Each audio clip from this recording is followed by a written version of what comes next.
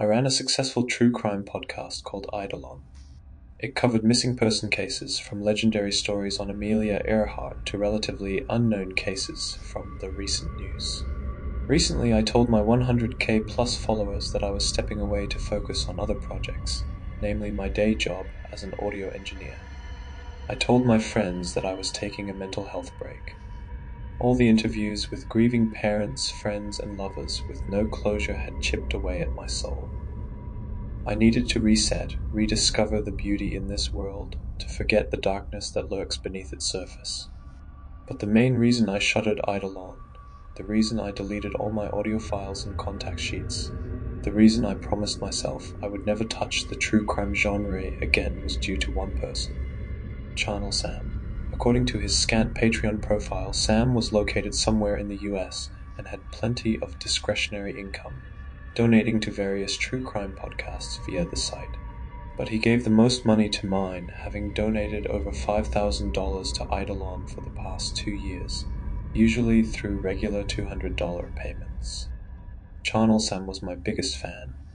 My online conversations with Sam were brief and professional. I sent him a nice, personalized thank you message each time he donated, and would announce his username at the top of my credits after each episode. Most of the time my messages went unanswered, but on occasion he would respond with a single cryptic sentence. It was always the same. Light floods the grateful frame, catching moments gifted by time. I had no idea what that meant or what it had to do with my podcast. It might have been part of his online signature, perhaps some famous quote missing an attribution. But if that were the case, why only send the attribution and not an actual message? I never thought much about it. I was just happy to receive such large and consistent donations. If Charnel Sam wanted to send me a cryptic quote now and then, he was more than welcome to do it. But everything changed a few weeks ago when I received this. Hey Brian, I have some information that I think could help solve the Bertrand Hikers mystery. I'd recently re-aired an episode on the Bertrand Hikers, two teenage girls who mysteriously vanished while hiking in the Bertrand Nature Preserve in northwestern Georgia, an area not far from my home in the Atlanta suburbs. The case was one of my most popular stories, and the main one that launched my podcast.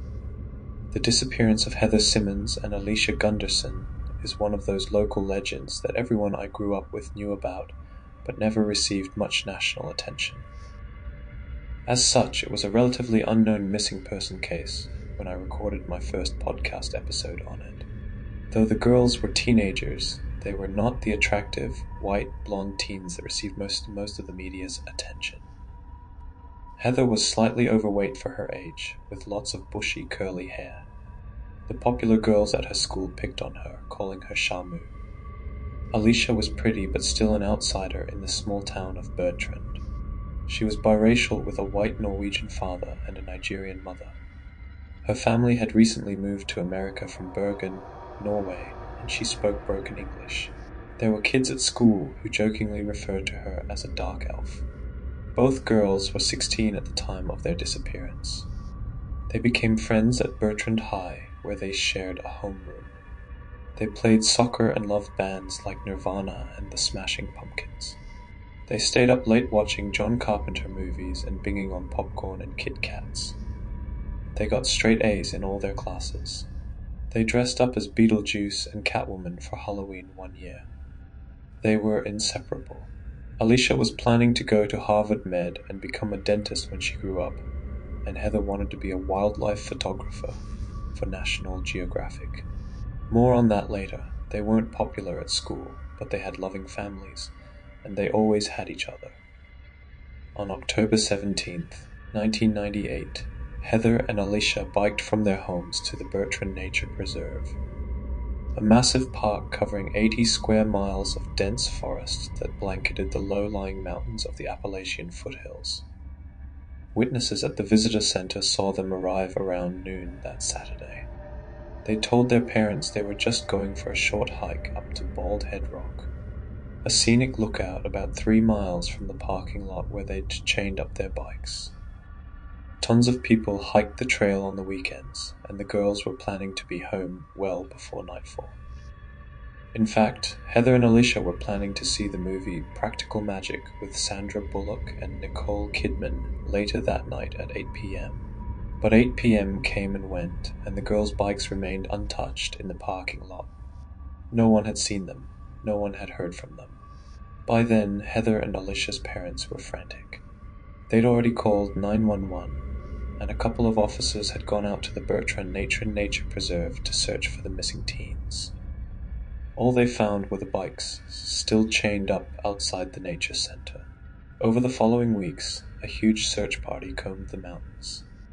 Hundreds of volunteers and SAR personnel checked behind every tree, looked within every bush, and turned over every rock, searching for clues. They found nothing. Eventually, the news reports stopped. The missing posters on telephone poles and outside shops started to fade, fall off, or were even pasted over with flyers advertising local bands or politicians running for upcoming elections. As sad as it was, the case would have disappeared into total obscurity were it not for a strange discovery almost 2 years later. In 2000, a local Boy Scout troop was camping in the Bertrand Preserve when one of the kids stumbled upon a rusted single-lens reflex SLR camera half buried in the dirt near their campsite. He didn't know it then, but the boy had just discovered Heather's most prized possession. She'd taken the camera with her on that fateful day in October 2 years prior. When the authorities developed the camera's film roll, they uncovered a breakdown of that day's events. The first half of the pictures are known colloquially as the day shots. These pictures were all time-stamped on October 17th, 1998, likely taken over 2 to 3 hours while the girls were on their hike. The photos showed squirrels scurrying among the canopy, alien-like mushrooms growing on the moist ground, and various angles of Alicia hiking up to Bald Head Rock. There were shots of Alicia silhouetted against the afternoon sun, and others showing her disappearing into an endless forest. Heather had a good eye for composition, and she knew how to make the most of natural lighting. It's sad looking at the day shots now because you can see the raw talent of a burgeoning artist finding her voice. She would have made a great photographer had she come home that day. Another thing people noticed was the way Heather captured Alicia's beauty in the photos, the way she brought out her best friend's hazel green eyes, and accentuated her sharp facial bone structure using a juxtaposition of light and shadow. There was already speculation among their classmates that Heather had a crush on Alicia. Some even believed they were a couple, though there was no evidence the two girls had ever hooked up. Some speculated that Heather may have killed Alicia after she'd rejected Heather's advances, and then Heather killed herself. But there was no evidence of this from eyewitnesses or the photos themselves. What was clear from the day shots was that both girls had a zest for life. They were having fun and goofing off. There were even some forced perspective photos of Heather and Alicia pretending to eat a downed tree. These pictures contradicted one of the authorities' early theories regarding the girls' disappearance, that they might have taken their own lives due to depression. It was a reasonable theory, given that both girls were bullied at school and had no real friends outside of each other. But they never left a note, and neither their parents nor their classmates felt they were depressed. What really got the authorities' attention was a second set of photos on the roll. They called them the night shots. These photos were time-stamped on October 31st, 1998, a full 2 weeks after the girls were reported missing. They were taken in the middle of the night with a camera flash for 30 minutes. Creepiest of all was the subject matter. The night shots were almost entirely random images of the forest, tree limbs, bushes, rocks. There were no signs of civilization in them, just endless darkness beyond the foliage caught in the camera flash. Many of the pictures were out of focus, showing random green and black blurs. The most famous photo was a close-up of what appeared to be the back of Heather's head. Her curly hair filled the frame. Amongst those bushy strands was a dark red streak, blood. The photos on Heather's camera were never officially released to the public. They remained sealed in evidence until sometime in the late 2000s, possibly 08 or 09. That's when someone leaked them to a now-defunct true crime forum called Missing Inc., and they eventually found their way to Reddit. Once people saw the photos online, the Bertrand hikers case took on a whole new dimension. Suddenly, there were dozens, then hundreds, then thousands of posts discussing the case and providing theories behind the girl's disappearance. All of them were centered around the night shots. There was a popular theory that the girls had gone off the trail and became lost, and the night shots were a way of signaling rescuers with the camera flash. There was a massive search of the Bertrand Nature Preserve on Halloween 1998. The SAR personnel were likely close to the girls at that time. Another popular theory posited that the girls became incapacitated. Perhaps they had got lost and then fallen off the trail in the dark. Both girls were too injured to hike out. Many believed Heather had died from her fall, and Alicia used the camera to see her friend and get a bearing on where they had landed. Some armchair sleuths even believed Alicia had killed Heather, given the close-up of Heather's bloodied scalp, though there was no clear motive for such a crime. Jealousy, a verbal fight that escalated into something physical? Perhaps Alicia pushed Heather, causing her only friend to accidentally fall to her death. Alicia, overcome with guilt and worried that she would be arrested for murder, then took her own life, but not before providing a confession in the form of random photos. I didn't believe any such theories. Hi Sam, thanks again for all your support. I'd love to see what info you have on Bertrand. An hour later he sent this reply. Would you mind meeting up at Coffee Land on the corner of Weston and Whitsett? This caught me off guard. When I received Sam's message, I was staying at a hotel in Atlanta for a true crime convention. I was there to run a panel on missing persons cases. A quick Google search revealed that Coffee Land was not far from my hotel. Sam's reply came moments after. I know you're in town for True Crime Con. Brian? A tall elderly man stood up from his table at the coffee shop. He was balding with silvery hair and a trimmed beard. He wore a nice sweater vest, khaki pants, and horn-rimmed glasses. The man reminded me of a college professor. Oh yes, I said, shaking his offered hand. It was soft and smooth like he used a lot of moisturizers. My name's Samuel, he said, please. Have a seat. Can I get you anything? We both got coffees and returned to our table. The tiny shop was busy with locals coming and going. Students and amateur screenwriters sat at the nearby tables, their heads buried in their laptops. I must say I really loved your take on the Bertrand hikers mystery, Sam said. It's the only one that I think is close to the truth. Thanks, I said. My podcast presented a different take from all the others that covered Heather and Alicia's disappearance. I concluded that someone had kidnapped and likely murdered the girls, and the night shots were taken by this suspect. But the evidence I presented was not in the night shots themselves. Rather, it was in the day shots, the ones most people just glossed over. A good friend of mine is a professional photographer. I had asked her to examine the leaked photos, hoping she might shed some light, both figuratively and literally, on the night shots. I wanted her to brighten the pictures without losing too much information and reveal something, or someone, lurking in the darkness just beyond the camera flash. She did just that, but all it revealed was more empty forest. There wasn't anything more to see, she said. The night shots have been pored over hundreds of times online anyway. My friend paused for a moment, but I did take a second look at the daytime photos, and there was something strange on 205. Photo 205, named because of its timestamp of 2:05 p.m., was a shot of Alicia and Heather smiling for the camera as they stopped at a lookout point on the way to Bald Head Rock. The camera was likely placed on a rock so it could capture both girls. They appeared happy and carefree in the sunny proto-selfie. The picture captured just how much wilderness was in the Bertrand Nature Preserve.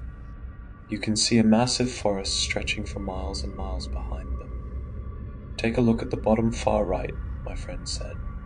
I've lightened the shadows in the background. I stared at the location, but all I found were trees. What am I supposed to see? It's right there, between those two trunks. She pointed to a black dot in the far corner. It looked like an oddly shaped stump. "What is that?" "It's a person," she said. My friend showed me another copy of the photo, this one even brighter. The extra exposure had washed out the girls and the foreground completely. But now I could clearly see the human shape standing in the trees below them, watching. The figure was out of focus, so we couldn't make out any details, but it appeared to be a man wearing all black. "Oh my God," I gasped. We sent the enhanced photos to the authorities, who thanked us for the new evidence. It was the first break they'd had in the case in over a decade. The discovery made local headlines. Heather and Alicia's families even sent us thank you cards. But ultimately, it didn't lead to much. Without any bodies, there was no evidence the girls were kidnapped, and the lurking figure in photo 205 was too grainy to identify. All the forensic analysts could conclude was the suspect's gender, male, and a rough estimate of his height, 6 feet 3 inches. Still, the discovery made my podcast go viral. It was a nice prize after spending months researching the case. "So you think my theory is the closest, huh?" I asked Sam.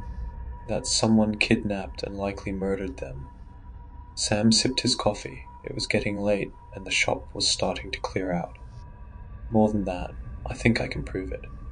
My eyebrows raised. This better not be another conspiracy theory. I'd run across plenty of weirdos in my true crime career, people who believed that missing persons were abducted by aliens or murdered by Bigfoot. Their stories always started semi-sane, but the more they spoke, the stranger things got, until you found yourself listening to how one of the 9/11 hijackers was an interdimensional being who traveled from an alternate Earth to stop the lizard people's invasion of Washington. "What proof?" I asked. Sam sat back in his chair and let out a deep breath.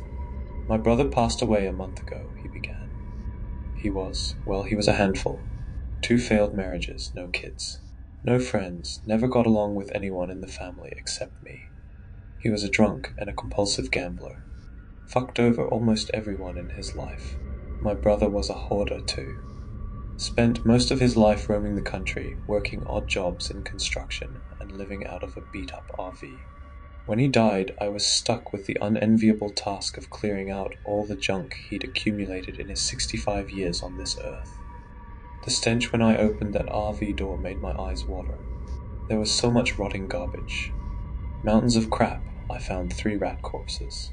3. I don't know how my brother had stuffed everything into such a small space. Sam set his drink down. "Anyway, I'm throwing out boxes of his stuff when I come across these old photos.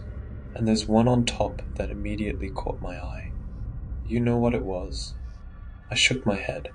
Sam reached into his pocket and pulled out a glossy printed photo, the kind you would pick up from a CVS or Walgreens back in the day.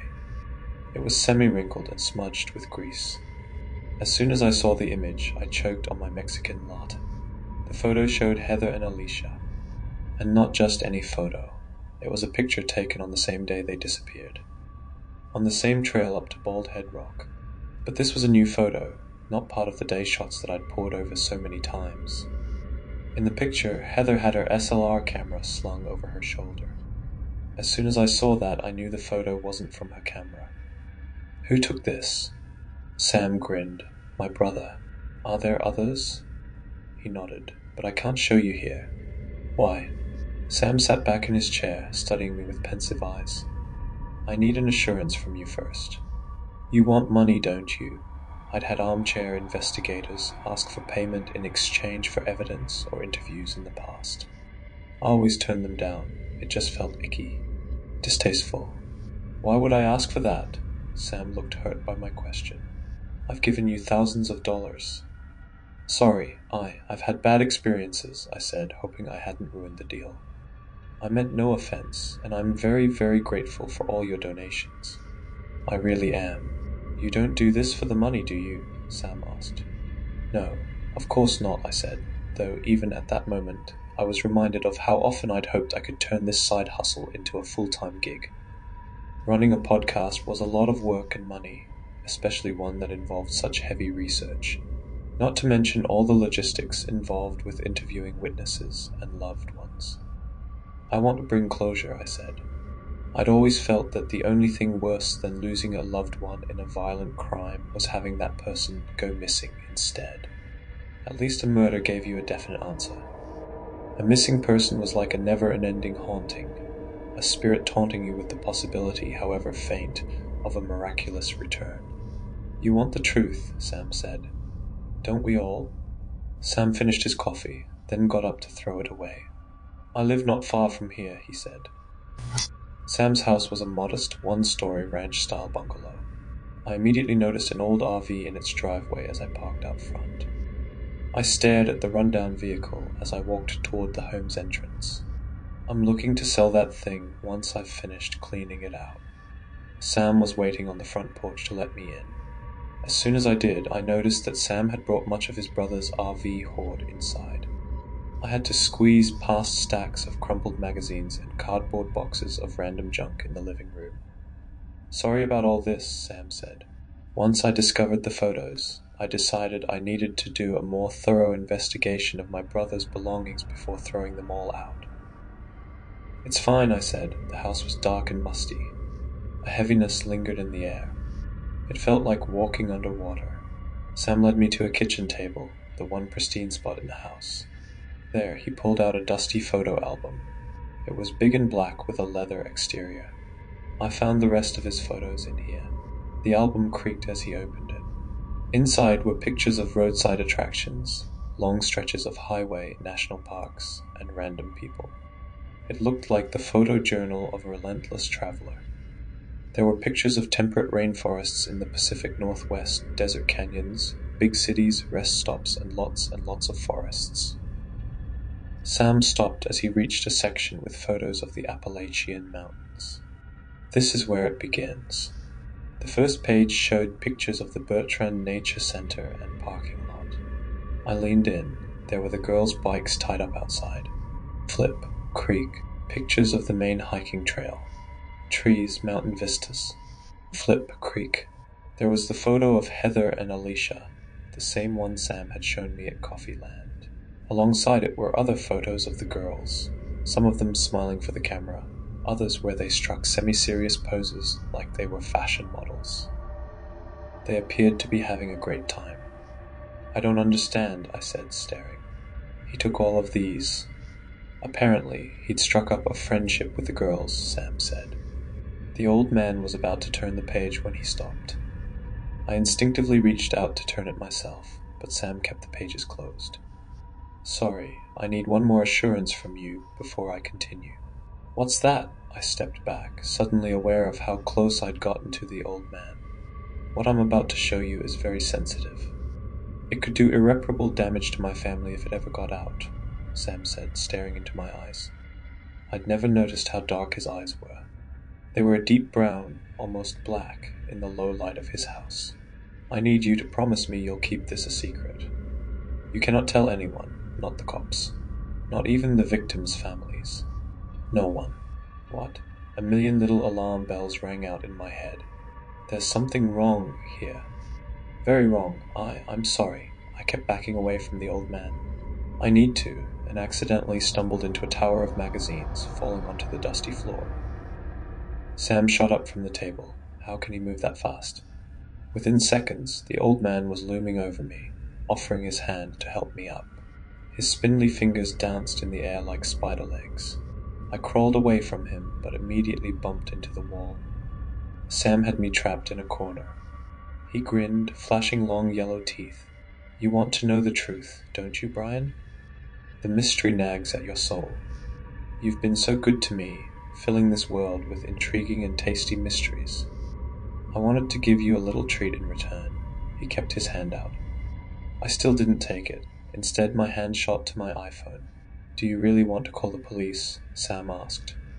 "I don't think your parents at 2165 Sycamore Park Circle would much appreciate that." "How did you?" "I know all about you, Brian," the old man said. "I know the apartment where you live. I know the last girl you dated. I know how late you stay up editing your podcast every Thursday. You don't have a brother, do you?" I slowly got to my feet, iPhone still in my hand, finger hovering over the emergency call button. "I don't want to hurt you," Sam said. I brought you here as a friend. Besides, you're not even my taste. I'm not your friend, I said, but my voice was low and weak, barely above a whisper. I wanted to shout, to scream. I wanted to deck the old man with a sucker punch. But all I could do was stand there, stiff as a corpse. I won't. You won't what? I won't tell anyone, I said, putting the iPhone back in my pocket. I swear. Very good, Brian. Very good. Sam offered for me to take a seat at his kitchen table, but I stood right where I was, with a clear shot to the front door in case he tried anything. Fine, you can remain there. Sam grabbed the photo album and held it up for me to see its contents. He turned the pages. Creak.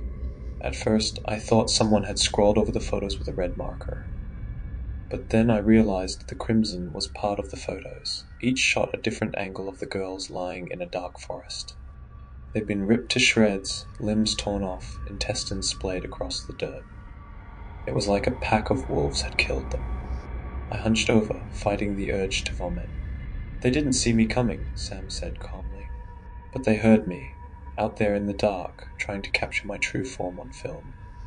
I didn't like that. What are you? I stepped back, closer to the exit. They say fear spoils the meat, Sam said, closing his album of horrors. But when you season it like I do, it only gets tastier with time. So long as no one knows what happened. I feed on the mystery as much as I feed on the flesh. Why them? Why Heather and Alicia? Sam shrugged. They happened across my path. I felt something wet in my hands. I had balled my fingers into fists so tightly that my nails dug into my palms. Adrenaline coursed through my veins. You're sick, you know that. You're a sick, perverted old man. Charnel Sam laughed in response. He kept laughing and laughing as if I'd just told him the funniest joke in the universe. His mouth grew wider with each guffaw, eventually becoming so wide it revealed row upon row of teeth within his dark maw. Each row moved independently, like a separate mouth. Sam's laughter turned into an ear-splitting chorus, so loud and discordant it took me a moment to realize what it was. Cries of agony from countless victims, Heather and Alicia included. I sprinted for the front door, accidentally knocking over a tower of boxes on my way out.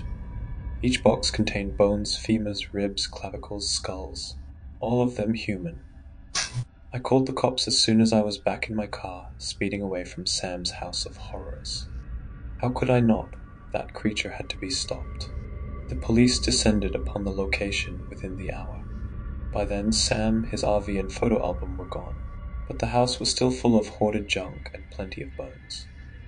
According to the FBI team that interviewed me, investigators found the remains of 40 victims inside. They wouldn't tell me who, but all were from missing person cases. When they brought me in for questioning, I told the agents everything I've just told you. They responded by handing me a massive NDA. For some reason, the authorities are keeping a lid on all information regarding Sam, his house, and his connection with any missing persons cases, including Heather and Alicia. They've even scrubbed the internet and forced me to remove all traces of my podcast, Eidolon. I kept asking them why, but the agents never gave me a reason, just some vague bullshit like it could jeopardize our investigation. There's supposedly a top-secret nationwide manhunt for my biggest fan. Charnel Sam is still out there, somewhere, roaming the highways, looking for his next meal. I've been forced into hiding too. Witness protection. The FBI says Sam will never find me or my family here, but I don't believe them. I broke Sam's promise. He'll never let me forget that. But I won't rest until the truth is revealed. Charnel Sam feeds on mystery as much as he feeds on flesh. That's why I've posted this story. I needed to warn the world since the police never will. Because Sam's most likely victim is someone who has never heard of him. Don't let that someone be you.